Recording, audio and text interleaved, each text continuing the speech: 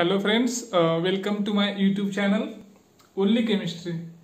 पाठीमागच्या व्हिडिओमध्ये आपण नवीन चॅप्टर स्टार्ट केला, some basic concepts of chemistry. याच्यामध्ये जे काही इंट्रोडक्शन असेल, त्याच्यानंतर मॅटर असेल, त्याच्यानंतर केमिस्ट्रीच्या वेगवेगळ्या ब्रांचेस असतील, ते आपण या ठिकाणी स्टडी केलेलं.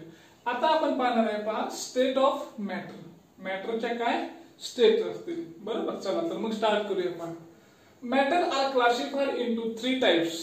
Matter are classified into three types. Namely, solid, liquid, and gases. तीन टाइप मध्ये त्याचं डिवायडेशन केलं, solid, liquid, and gases. In solid, the constituent particles are held tightly. Constituent particles are held tightly in perfect order. In perfect order, therefore, solid having definite shape and volume. मग काय property असतील सॉलिडच्या?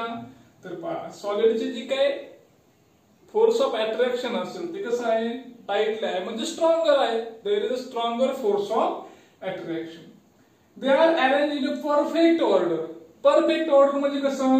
Suppose आता हा एक आपला molecules आहे, दुसरा बरोबर याच्यासारखे त्याचे शेजारी असणार, तिसरा या ठिकाणी, चौथा बरोबर या ठिकाणी. म्हणजे त्याचं जे काही स्ट्रक्चर असेल ते कसं असेल? परफेक्ट असेल. दुसरा लेअर बरोबर याच्या त्या ठिकाणी. म्हणजे ही जी काही अरेंजमेंट आहे ही कशी अगदी परफेक्ट आहे. त्याच्यानंतर सॉलिड हॅविंग डेफिनाइट शेप, आणि या परफेक्ट अरेंजमेंट मुळे काय मिळालं? त्याला डेफिनाइट शेप मिळाला, आणि त्याला काय मिळालं? डेफिनाइट व्हॉल्यूम त्या ठिकाणी मिळालेला आहे. In liquid particles are close to each other. They are not held tightly. Tightly धरलेले नाही येत, but close to each other. एकमेकाच्या कसे येते? जवळ आहे. Other as they can move around within the liquid. जवळ आहे एकमेकाच्या, क्लोज आहे, but they can move within around the liquid. ते स्वतःभोवती पण मूव्ह होतात आणि सगळ्या लिक्विड मध्ये सुद्धा काय होतात? ते मूव्ह होतात. म्हणजे या ठिकाणी असं सांगतात आपल्याला की हे जे काय डिस्टन्स असेल, हा एक मॉलिक्युल्स आहे लिक्विडचा, एक या ठिकाणी, या ठिकाणी, या ठिकाणी. आता पहा, इथे कसं परफेक्ट आहे, इथं आहे का परफेक्ट? आता ते परफेक्ट या ठिकाणी नाही, आणि याचा डिस्टन्स सुद्धा काय झालं? वाढलं. मग आपण असं म्हणू शकतो पहा की they can move around within the liquid. त्याला फ्रीडम ऑफ मुवमेंट आहे. त्याला काय आहे? Freedom of movement. ते मूव्ह होतं एका ठिकाणी दुसऱ्या ठिकाणी. तसं आपलं हे सॉलिड आहे, ते मूव्ह होतंय का? नाही. याला फ्रीडम ऑफ मुवमेंट नाही, पण याला काय आहे? फ्रीडम ऑफ मुवमेंट या ठिकाणी असणार. While in gas the particles फार अपार्ट फ्रॉम इच अदर. आता गॅसच्या बाबतीत जाऊया. गॅस मध्ये कसं होईल पहा, या ठिकाणी एक पार्टिकल, या ठिकाणी एक पार्टिकल, या ठिकाणी, या ठिकाणी. म्हणजे याचं जे काही डिस्टन्स आहे या पार्टिकलचं कसं आहे? लिक्विड पेक्षा सुद्धा जास्त आहे. They are far apart from each other. एकमेकापासून कसे ते खूपच लांब आहेत. As compared with solid and liquid. Solid आणि लिक्विड पेक्षा त्याच्यामध्ये जे काही डिस्टन्स असतील, ठीक आहे, दोन मॉलिक्युल्स आहे, या ठिकाणी एक मॉलिक्युल, इथे एक मॉलिक्युल, म्हणजे याच्यामध्ये जे काही डिस्टन्स असणार आहे ते काय आहे? डिस्टन्स या ठिकाणी मॅक्झिमम आहे. कशापेक्षा? आपल्या सॉलिड पेक्षा आणि लिक्विड पेक्षा. पुढे जाऊया पहा. The three state of matter are interconvertible. मग या ज्या काही तीन स्टेट आहेत मॅटरच्या, त्या कशा आहेत? आपल्या इंटर कन्व्हर्टेबल आहे. पहा, इंटर कन्व्हर्टेबल. आता इंटर कन्व्हर्टेबल म्हणजे काय? आपण सॉलिडचं कन्व्हर्जन कशामध्ये करतो? लिक्विड मध्ये करतो. त्याच्यानंतर लिक्विडचं कन्व्हर्जन आपण कशामध्ये करतो? गॅस मध्ये करतो. आणि परत त्या गॅसचं कन्व्हर्जन आपण कशामध्ये करतो? लिक्विड मध्ये. परत लिक्विडचं सॉलिड मध्ये. पहा, आपण पाहूया या ठिकाणी कसं. Solid is converted to liquid, and then liquid is converted to gas. ठीक आहे, इंटर कन्वर्ट झाले. आता काय करूया आपण? याला हीट केलं तर ते लिक्विड होईल, त्याचं सॉलिडचं, बरोबर. लिक्विडला हीट केलं तर त्याला काय होईल? त्याचं गॅस मध्ये कन्वर्ट होईल. आता आपण गॅसला काय करूया? कूल केलं. गॅसला कूल केलं काय होईल? तो लिक्विड मध्ये जाईल, है की नाही? वॉटर वेपर आहेत पहा. वॉटर वेपरला आपण काय केलं? कूल केलं तर काय होतं? त्याचं लिक्विड तयार होतं. आणि या लिक्विडला परत काय करूया आपण? कूल करूया, त्याचं काय तयार होईल? सॉलिड या ठिकाणी. तर म्हणजे ह्या ज्या काही तीन स्टेट आहेत त्या कशा आहेत? Inter convertible. पण कसे आहे ते? Depend upon external condition. External condition जर मेंटेन झाल्या तर ते कशात इंटर कन्व्हर्टेबल आहे. This three states of matter are inter convertible. अशा प्रकारे आपल्याला हे सांगता येतील. मग या झालं state of matter, solid, liquid आणि गॅस. आणि त्या तीन स्टेट कसे आपल्या इंटर कन्व्हर्टेबल. आता नेक्स्ट आहे properties of matter and their measurement. मग मॅटरच्या काय काय प्रॉपर्टी आहे आणि ते कसे आपण मेजर करतो. Generally the properties of matter are classified into two types. त्याच्या ज्या काही प्रॉपर्टी असतात त्याला आपण दोन टाइप मध्ये डिवाइड केलं. एक आहे फिजिकल प्रॉपर्टी, दुसरी आहे आपली केमिकल प्रॉपर्टी. आपण डिटेल्स मध्ये पाहूया. Different kind of matter having different properties. ठीक आहे. सॉलिड असेल सॉलिडची प्रॉपर्टी वेगळा, लिक्विड असेल लिक्विडच्या प्रॉपर्टी वेगळा, गॅस असेल गॅसच्या प्रॉपर्टी वेगळा. म्हणजे प्रत्येकाची प्रॉपर्टी काय आता वेगवेगळ्या आहे. मग वेगवेगळ्या मॅटरच्या प्रॉपर्टी वेगवेगळ्या जरी असल्या तरी आपण त्याला दोन भागामध्ये स्टडी करतो. फर्स्ट म्हणजे फिजिकल प्रॉपर्टीज. काय डिटेल आपण पाहूया. Properties which can be observe or measure without changing their chemical composition. त्याचं केमिकल कंपोजिशन चेंज होत नाही. मग पहा आता केमिकल कंपोजिशन चेंज होत नाही म्हणजे या ठिकाणी आपल्याला सांगता येईल. पहा H2 आहे बरोबर. हे कोणत्या फॉर्म मध्ये? आईसच्या फॉर्म मध्ये आहे. याला काय केलं आपण? हीट केलं. याचं काय झालं? H2 लिक्विड झालं. याचं केमिकल कंपोजिशन काय राहिलं? आता सेम आहे. इकडे एक हायड्रोजन, दोन हायड्रोजन आहे, इकडे दोन हायड्रोजन, एक ऑक्सिजन आहे, एक ऑक्सिजन, म्हणजे बॅलन्स आहे.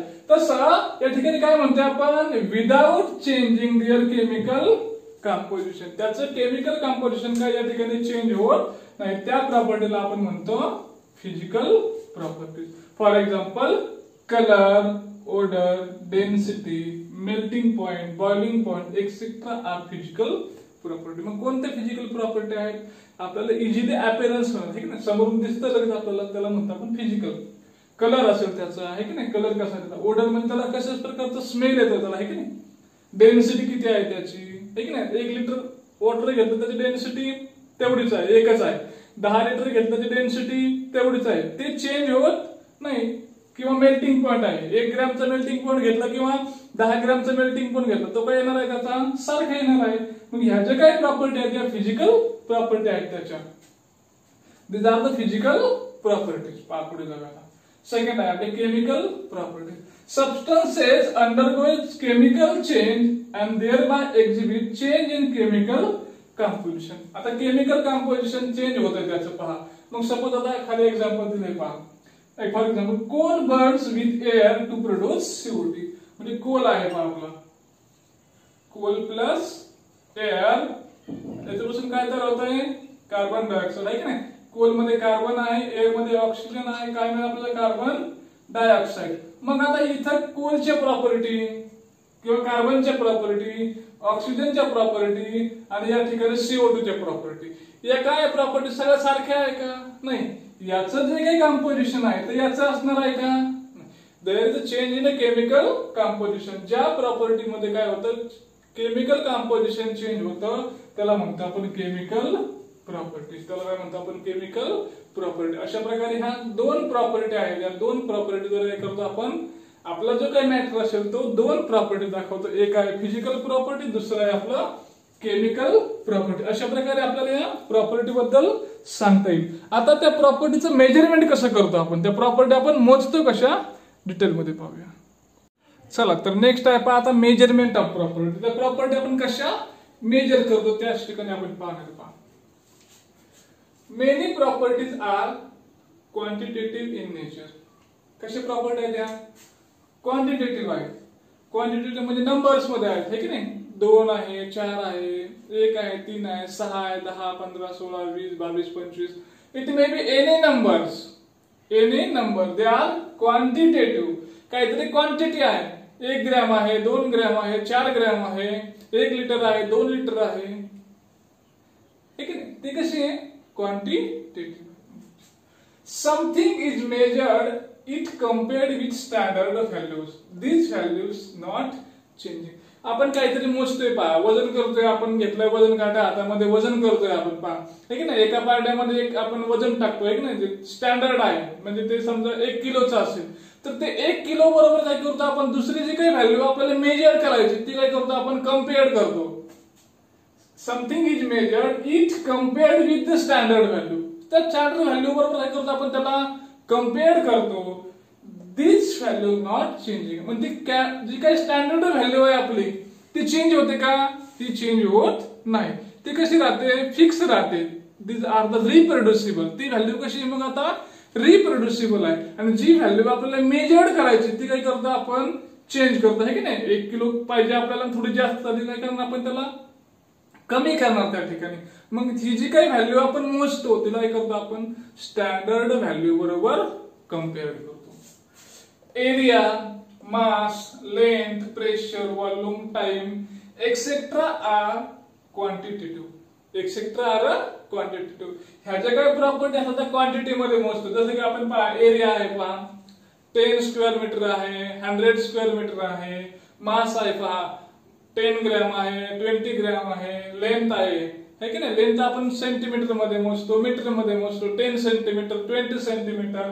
प्रेशर आहे पहा, 1 ऍटमॉस्फिअर आहे, 2 ऍटमॉस्फिअर आहे. व्हॉल्यूम आहे, 1 लिटर आहे, 2 लिटर आहे. त्याच्यानंतर टाइम आहे पहा, टाइम आपण म्हणतो 10 सेकंड आहे, 1 आवर आहे, 2 आवर आहे. ह्या सगळ्या काय आहेत, क्वांटिटेटिव्ह आहे. मग एखादी आपल्याला व्हॅल्यू जर मोजायची झाली आहे की नाही, तर काय करतो आपण, त्याला नंबर्स देतो पहा, एक नंबर्स देतो आणि त्याचं जे काही युनिट असेल, ठीक आहे ना, मग ते मीटर असेल, सेंटीमीटर असेल, लिटर असेल, प्रेशरचं ऍटमॉस्फिअर असेल, पास्कल असेल. मग जी काही व्हॅल्यू आपण मोजतो ती व्हॅल्यू आपण नंबर्स मध्ये घेतो आणि त्याच्या पुढे त्याचे काय लिहितो, युनिट लिहितो. सपोज आता आपण लेंथ मोजतोय पहा, लेंथ, ती लेंथ किती आहे आपल्याकडं, 10 आहे. मग ती 10 सेंटीमीटर असेल, 10 मीटर असेल, ठीक आहे ना, आणि जास्त लांब असेल तर 10 किलोमीटर असेल. म्हणजे ही जी काही व्हॅल्यू आपण युनिट मध्ये एक्सप्रेस करतो ती कशी केलेली आहे आपण, जी काही क्वांटिटी असेल ती सुरुवातीला लिहिली आणि त्याच्यानंतर त्याचे काय लिहिलं आपण, युनिट त्या ठिकाणी लिहिली. आता युनिट म्हणजे काय, त्याची डेफिनेशन पाहूया. Definition of unit. कशाला म्हणतो आपण unit, the arbitrarily decided and universally accepted. सगळं जगानं ते काय केलेलं आहे, मान्य केलेलं आहे. स्टँडर्ड, आणि कसं आहे ते स्टँडर्ड आहे, आर कॉल्ड युनिट. त्याला काय म्हणतो आपण, युनिट म्हणतो. There are several system in which units are express. अशा वेगवेगळ्या सिस्टीम आहेत की ज्याच्यामध्ये काय करतो आपण, युनिट काय करतो, एक्सप्रेस करतो. मग कोणत्या सिस्टीम आहेत त्या, the CGS system, FPS system and MKS system. आता सीजीएस म्हणजे सेंटीमीटर ग्रॅम सेकंड, ठीक आहे ना, सेंटीमीटर ग्रॅम सेकंड.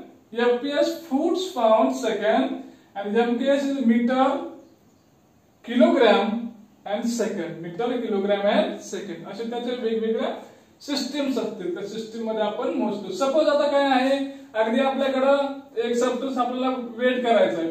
अगदी लहान सबस्टन्स जर छोटा असेल तर आपण कशामध्ये मोजतो, तो ग्रॅम मध्ये मोजतो, बरोबर. आणि तोच आता लार्ज प्रमाणामध्ये आहे, मग तो कशामध्ये घेतो आपण, किलोग्राम मध्ये. पहा कोणती सिस्टीम वापरून आपण, ग्रॅम मध्ये आपल्याला घ्यायचं तर काय करणार आपण, सीजीएस सिस्टीमचं युनिट वापरणार आहे की नाही, ग्रॅम मध्ये घेतो आपण. किती आहे, 10 ग्रॅम आहे. आणि एमकेएस मध्ये मग लार्ज सिस्टीम आहे, ही किलोग्रॅम आहे. मग हे किती आहे, 1 किलोग्रॅम, 2 किलोग्रॅम, 10 किलोग्रॅम.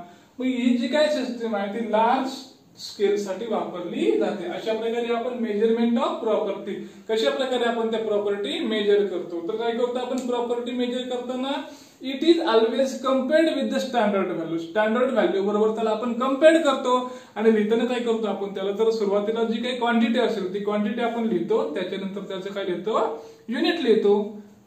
अशा प्रकारे हे युनिट आपण त्याच्यानंतर लिहितो. आता पुढे जाऊया पहा, physical property. Physical property easily आपण त्या मोजू शकतो. पहा काय म्हणलं, फिजिकल प्रॉपर्टी मध्ये पहिली प्रॉपर्टी आहे मास अँड वेट. आता दोन्ही सारखंच वाटतं तुम्हाला, पण त्याच्यामध्ये डिफरन्स आहे. पहा मास अँड वेट. पहा, it is the quantity of matter a body contain. Mass असेल किंवा वेट असेल, कशाला म्हणायचं मास किंवा वेट, तर त्या बॉडीमध्ये किती क्वांटिटी आहे त्या बॉडीमध्ये सपोज आता ही एक बॉडी आहे, याच्यामध्ये किती क्वांटिटी आहे हे कशाने कळतं आपल्याला? त्याच्या मासनं किंवा त्याच्या वेटनं त्या ठिकाणी कळतं आपल्याला. Mass of a body does not vary as its position changes. म्हणजे आपलं जे काही मास असेल ते अर्थ वरती तेवढंच असणार आहे, अर्थच्या अगदी वरती गेला तुम्ही तरी काय असणार आहे, तेवढंच असणार आहे. म्हणजे या ठिकाणी जे मास आहे तेच कुठं असणार आहे, दुसऱ्या एखाद्या ठिकाणी गेलो तुम्ही पाहुण्याच्या गावाला, तिथं सुद्धा काय असणार आहे, तुमचं मास काय असेल तेच असेल, ते पोझिशन नुसार चेंज होत नाही. It does not change with position, position नुसार बदलत नाही. The weight is the result of mass and gravitational attraction. But आता काय आहे वेट म्हणजे काय आहे? It is the result of mass and gravitational attraction. Gravitational attraction या दोघांचा रिझल्ट काय आहे? आपलं वेट आहे. म्हणजे ज्याचाच अर्थ मास आणि वेट मध्ये काहीतरी फरक आहे. Weight changes as gravitational attraction changes. मग ग्रॅव्हिटेशनल अट्रॅक्शन आहे जे आपल्या अर्थच्या सेंटर पासून चेंज होत जातं, ते जर चेंज झालं तर काय बदलेल? आपलं वेट या ठिकाणी बदलणार आहे. म्हणजेच आपण म्हणूया आपण weight changes as the position changes. Position बदलले की काय होतं? वेट त्या ठिकाणी चेंज होतं. मग काय फरक आहे दोन्हीमध्ये? बेसिक फरक, mass does not change with position. Mass position नुसार बदलत नाही, but weight always change with position. Therefore, mass of a body is more fundamental property than weight. आणि या रिझन मुळे काय आहे? मास कसं आहे आपलं फंडामेंटल प्रॉपर्टी आहे, त्याची मूळ प्रॉपर्टी आहे, त्याची बेसिक प्रॉपर्टी. कशाची? Mass of a body is the more fundamental property than weight. Weight पेक्षा मास कसं आहे आपलं ही फंडामेंटल प्रॉपर्टी आहे असं सांगतात आपल्याला या फिजिकल प्रॉपर्टी मध्ये मास आणि वेट बद्दल. म्हणजे काय मास असेल ते कशामध्ये मेजर करतो आपण मास? तर ते आपण करतो ग्रॅम मध्ये, किलोग्रॅम मध्ये, आणि अजून जर मोठे नसतील तर क्विंटल वापरतो आपण, त्याला टन्स वापरतो. असे काय त्याला लार्ज युनिट आपण त्या ठिकाणी वापरत असतो. मग मास कसं दाखवतो आपण? It is represented by symbol M. Mass is represented by symbol small M. Here mass is a 10, then you should note that 10 gram. It is the smallest unit, and it is large. Then you can write 1 kilogram. 1 kilogram. अशा प्रकारे large unit साठी आपण हे unit या ठिकाणी वापरतो. असं झालं हे मास आणि वेट बद्दल. मग कोणती आपली बेसिक प्रॉपर्टी आहे? फंडामेंटल. तर मास कशी आपली फंडामेंटल प्रॉपर्टी, असं या प्रॉपर्टी बद्दल आपल्याला सांगता येईल. चला पुढे जाऊया आपण आता.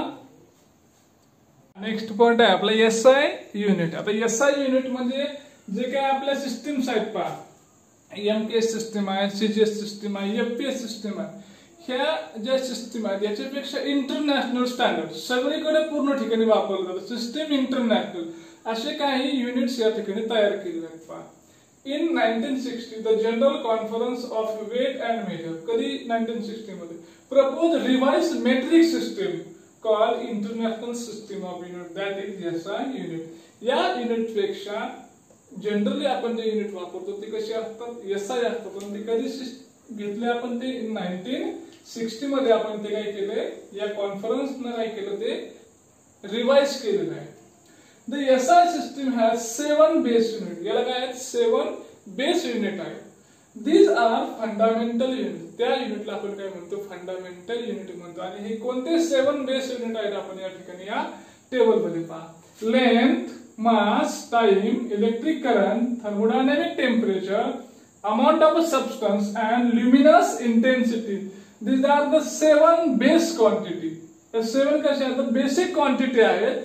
आणि या बेसिक क्वांटिटी वरून आपण काय करतो? वेगवेगळे पुढचे युनिट तयार करतो. त्या युनिटला आपण म्हणतो derive unit. Derive unit. The unit which are form from SI unit. SI unit पासून जे पुढचे युनिट तयार होतं त्याला आपण म्हणतो डिराइव्ह युनिट म्हणतो. पहा, these are the 7 base unit. Length आहे, लेंथचा काय सिम्बॉल आहे आपला? स्मॉल एल आहे. नेम ऑफ एसआय युनिट काय आहे त्याचं? मीटर आहे. आणि एसआय युनिटचा सिम्बॉल आहे स्मॉल एम. मास आहे पहा, मासचा सिम्बॉल आहे स्मॉल एम. आपण मोजतो ते किलोग्रॅम मध्ये आणि सिम्बॉल आहे के जी आहे. टाइम आहे, सिम्बॉल आहे त्याचा स्मॉल टी आहे, सेकंड मध्ये मोजतो, सिम्बॉल आहे त्याचा एस सिम्बॉल आहे. इलेक्ट्रिक करंट आहे पहा, करंट आपण मोजतो कॅपिटल आय मध्ये, त्याचं नेम आहे युनिट्स एम्पियर आणि सिम्बॉल आहे कॅपिटल ए सिम्बॉल आहे. थर्मोडायनामिक टेम्परेचर कॅपिटल टी आहे पहा या ठिकाणी, केल्विन मध्ये मोजतो आपण, ते सिम्बॉल आहे कॅपिटल के सिम्बॉल आहे. अमाऊंट ऑफ सबस्टन्स, किती सबस्टन्स घेतला आपण तो दाखवतो, स्मॉल एन दाखवतो आपण आणि मोजतो आपण ते मोल मध्ये आणि सिम्बॉल आहे त्याचा MOL.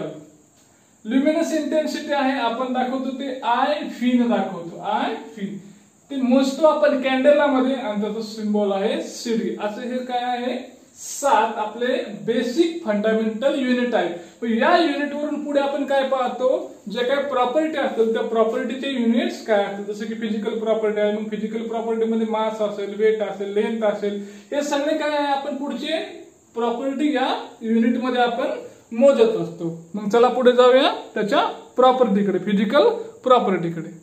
नेक्स्ट प्रॉपर्टी आहे आपली फिजिकल प्रॉपर्टी मध्ये लेंथ आहे पहा. ही जी काही लेंथ प्रॉपर्टी आहे या लेंथ बद्दल आपण काय करूया, जाणून घेऊया. लेंथचा यूज काय होता आपल्याला, सपोज आपला ऍटम्स असेल तर ऍटमचे रेडियस असेल, त्याची बॉन्ड लेंथ असेल, त्याची वेव्हलेंथ असेल, या सगळं मोजण्यासाठी आपल्याला लेंथ काय होते, उपयोगी पडते. तर पुढे जाऊया पहा. The properties like atomic radius, तर ऍटमची असणारी रेडियस, मग सपोज आता हे ऍटमचं स्ट्रक्चर असेल तर distance centre of nucleus to last इलेक्ट्रॉनचं डिस्टन्स असेल तर काय म्हणतो आपण, त्याची ऍटॉमिक रेडियस म्हणतो. ही रेडियस कशामध्ये मोजतो आपण, लेंथ मध्ये मोजतो, बॉन्ड लेंथ, ठीक आहे. सपोज आता हा बॉन्ड आहे HCl, किती डिस्टन्स आहे बॉन्डचं, ती bond length. Wavelength of electromagnetic radiation, wavelength असेल पहा, क्रफ्ट असेल, त्या दोन अप साइडचे असतील, डाऊन साइडचे असतील, क्रिस्ट असतील, त्याच्यामध्ये जी काय लेंथ असेल ती लेंथ म्हणजे त्याची काय झाली, वेव्हलेंथ झाली. ही सगळं कशामध्ये मोजतो आपण, लेंथ मध्ये या ठिकाणी मोजतो असेल. These quantities are very small, लहान क्वांटिटी आहे. Therefore, fractional unit of SI unit of length are used. मग SI युनिट न वापरता SI युनिटचं जे काही फ्रॅक्शनल युनिट आहे म्हणजे अगदी लहान युनिट आहे ते या ठिकाणी वापरलं जातं. For example nanometre, this are the fractional unit. कसं आहे, फ्रॅक्शनल युनिट आहे पण कोणाचं आहे, हे SI युनिटचं आहे. नॅनोमीटर सिम्बॉल आहे त्याचा NM, पिकोमीटर आहे सिम्बॉल आहे त्याचा PM. मग हे SI युनिट बरोबर किती आहे तर पहा या ठिकाणी, here 1 nanometre equal to 10⁻⁹ metre, म्हणजे अगदीच खूपच कमी आहे. 1 nanometre equal to 10⁻⁹ metre, 1 picometre equal to 10⁻12 metre.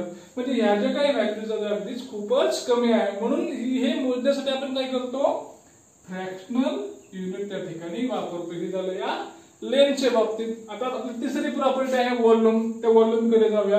Volume आहे पहा, आपण जनरली मोजतो तर लिटर मध्ये, पण लिटर हे आपले SI युनिट आहे का, नाही. तर जाऊया पुढे आपल्या व्हॉल्यूम कडे. It is the amount of space occupied by 3 dimensional object. हे ना एखादी टँक असेल आपली पहा, त्या टँक मध्ये आपण काय करतो, वॉटर टाकतो काही नाही, पाणी भरतो. मग पहा 3 डायमेन्शनल, या बाजूने पण आहे, या बाजूने पण आहे आणि इकडे पण असणार आहे. म्हणजे X Y Z तीनही डायरेक्शनला जे मोडलं जातं त्याला म्हणतो आपण व्हॉल्यूम. तीनही डायरेक्शनला जे मोडलं जातं त्याला म्हणतो आपण व्हॉल्यूम.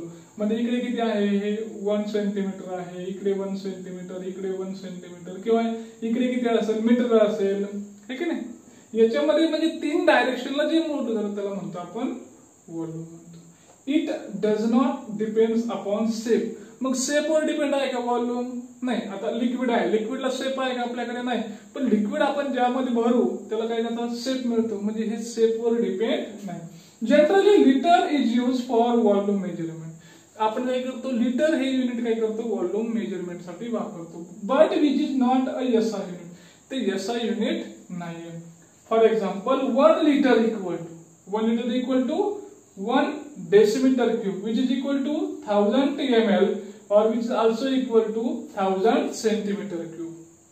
1 लिटर बरोबर किती आहे, 1 dm क्यूब आहे. बरोबर किती आहे, 1000 ml आहे. बरोबर किती आहे, 1000 सेंटीमीटर क्यूब आहे. 1000 सेंटीमीटर क्यूब मध्ये किती, 10 सेंटीमीटर 10 सेंटीमीटर इंटू 10 सेंटीमीटर आहे की नाही.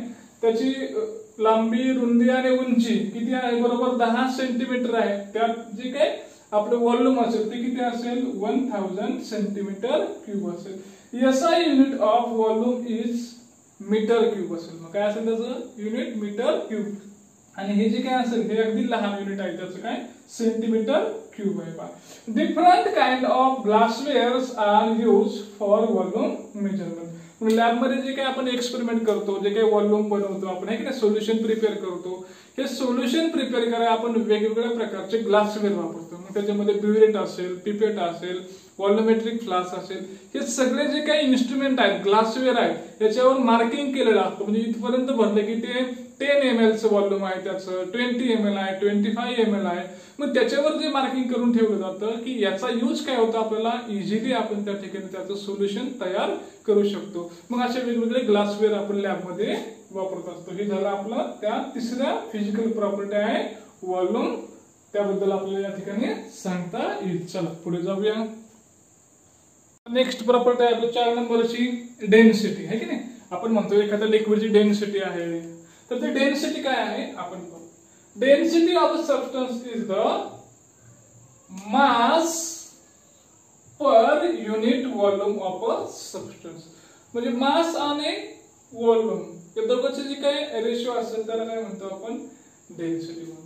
It is determined by measuring both mass and volume. मग ही कशी कॅल्क्युलेट केली जाते, it is calculated by measuring both mass and volume. आणि मास आणि व्हॉल्यूम मेजर केल्याशिवाय आपल्याला डेन्सिटी मोजता येणार नाही. It is the characteristic property of a substance. ती काय सबस्टन्स कॅरेक्टरिस्टिक प्रॉपर्टी आहे. So SI unit is obtain as, मग त्याचं SI युनिट आपल्याला कशा प्रकारे काढता येऊ शकतं. Density is equal to mass upon volume, असं आपलं काय आहे, हा फॉर्म्युला आहे. मग आपण म्हणूया SI unit of density equal to SI unit of mass upon SI unit of volume. SI unit of mass upon SI unit of volume.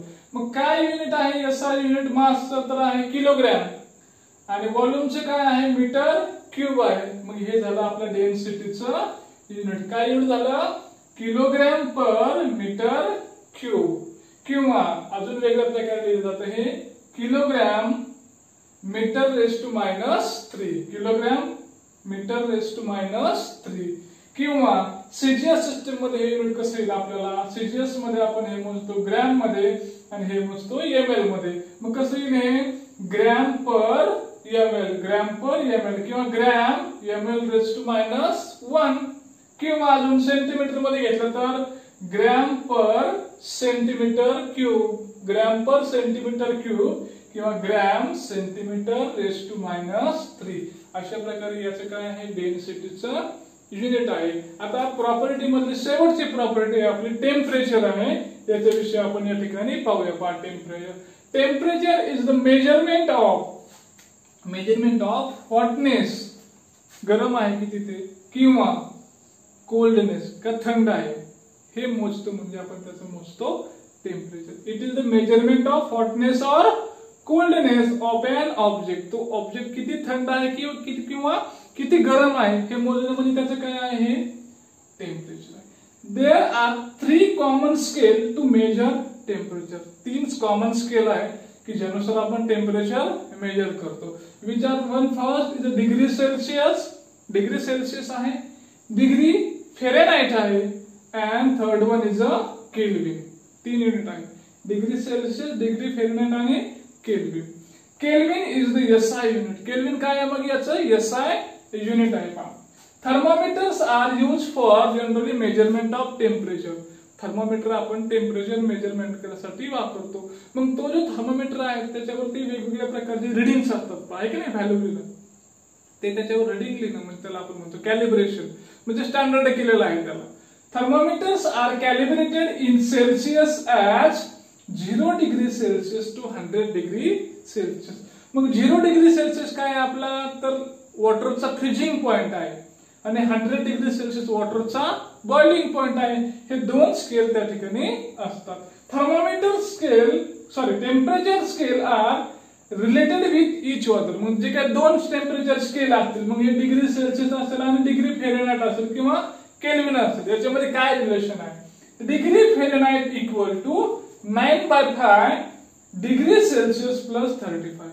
Degree Celsius plus 35 and Kelvin equal to degree Celsius plus 273.50. म्हणजे तुम्हाला temperature kelvin मध्ये देतील, ते आपल्याला degree Celsius मध्ये करावं लागेल किंवा डिग्री सेल्सिअस मध्ये दिलं जाईल. तुम्हाला ते फेरेनहाइट मध्ये किती आहे हे 1 मार्कासाठी तुम्हाला कन्व्हर्जन परीक्षेला विचारलं जातं. तर पहा, अशा प्रकारे या काय त्याच्या या प्रॉपर्टीज आहेत. या प्रॉपर्टी फिजिकल प्रॉपर्टी आहे, या आपण या ठिकाणी डिटेल्स मध्ये पाहिलेल्या आहेत. पहा, व्हिडिओ आवडला तर नक्की लाईक करा आणि रेग्युलर अपडेटसाठी चॅनलला सबस्क्राईब करा. थँक्यू.